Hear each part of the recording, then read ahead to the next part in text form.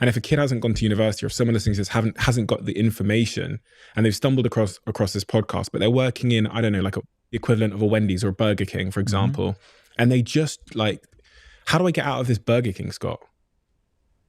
I'm a cashier at Burger King. Yeah, look, I want to be clear. I think there is a certain downside to the notion that we live in a meritocracy, and it creates a lot of rage and shame among young people. And that is the notion that in America, especially, anyone can be anything. Well, not really, boss, because the problem with thinking we live in a meritocracy is that if you don't make it, you fucked up, it's your fault. Yeah.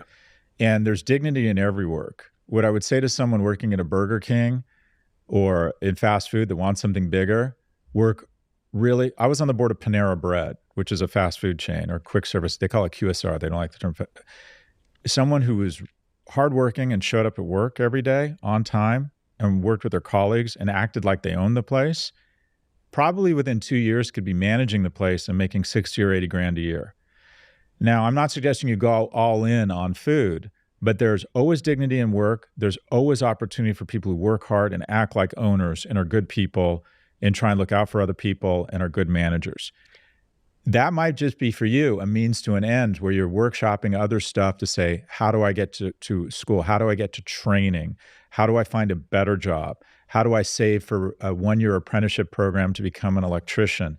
How do I start meeting people? You got to pay your bills. There's dignity in all work. I coach a lot of young men, and the first thing I say is, you got to start making some money. And they're like, I'm not going to work at CVS or at McDonald's. I'm like, yeah, you are, because you need a taste for flesh. The best way to make a lot of money is to start making a little bit of money, but have a plan. I want to be the assistant manager of this McDonald's. I want to save enough money so I can go back to school. I want to save enough money so I can move to Dubai or move to London and get a job there that might be higher paying.